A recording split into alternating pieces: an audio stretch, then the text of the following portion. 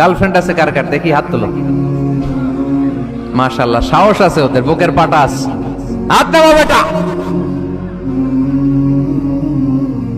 এই গার্লফ্রেন্ড বয়ফ্রেন্ডের সাথে আমাদের কোনো সম্পর্ক? আমরা বিয়ে করব। কি করব? বিয়ে করব। চেয়ারম্যান সাহেব, বিয়ে করাই দিন এগুলোরে, আপনার দায়িত্বে দিয়ে গেলাম। এই গার্লফ্রেন্ড বয়ফ্রেন্ড এগুলো ইসলামের কালচার নয়। বিয়ের চেয়ে ভালো কাজ পৃথিবীতে হতে পারে? বিয়ে করতে গেলে বাপে বলে আগে নিজের পায়ে দাঁড়া। তো এতদিন ও কার পায়ে দাঁড়াইছে? ছেলে মেয়েদেরকে সাহস দেন, ছেলেও পড়বে। ওই যে একজন চিল্লান দিয়ে উঠছে, ওর কমন পড়ছে।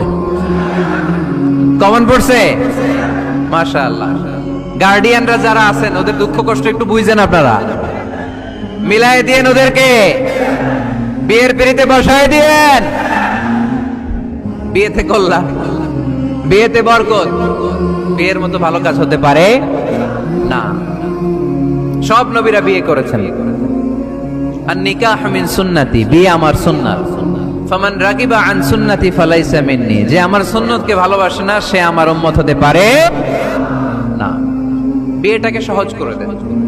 যেই সমাজে বিয়ে সহজ ওই সমাজে জিনা কঠিন, তাই না? যেই সমাজে জিনা সহজ ওই সমাজে বিয়ে কঠিন। আমাদের সমাজে জিনা করা সহজ, বিয়ে করতে লাগে 10 লাখ, জিনা করতে লাগে 1000, ঠিক কিনা?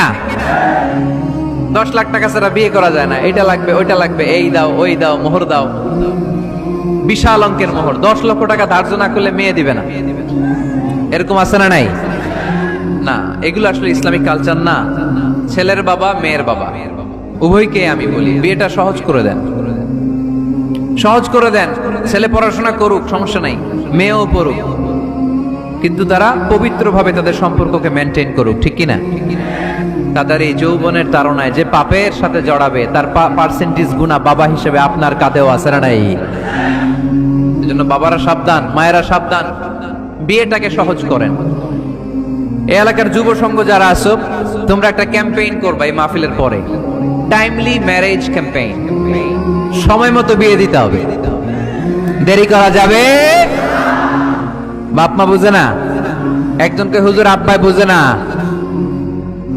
গার্ডিয়ান যারা আছেন একটু সদয় হন।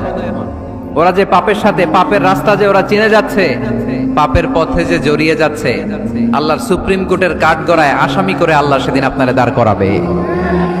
والذين هم لفروجهم حافظون, they guard their privates. মুকদ্দমাতুল হারামে হারাম, at a glance। একটা নারীর দিকে চোখ পড়ে যাওয়া এটা হারাম না, কিন্তু এই চোখ পড়ার কারণে এটা জেনার দিকে নিয়ে যাবে, এজন্য এটাকেও হারাম করেছে কে? মুকদ্দমাতুল হারামে হারাম। এই নজরটা বড় খারাপ। আর নাযার সাহামুন মাসমুমুন মিন সিহামি ইবলিস, এই নজর হচ্ছে শয়তানের বিষ মাখানো তীরের মধ্যে থেকে একটা ভয়ঙ্কর তীর। এই তীর দিয়ে শয়তান যুবক আর যুবতীদেরকে কাবু করে ফেলে। আমরা শয়তানের হাতে ধরা দিতে চাই না, আমরা বিয়ের মতো পবিত্র বন্ধনে আবদ্ধ হতে চাই, ঠিক কি না?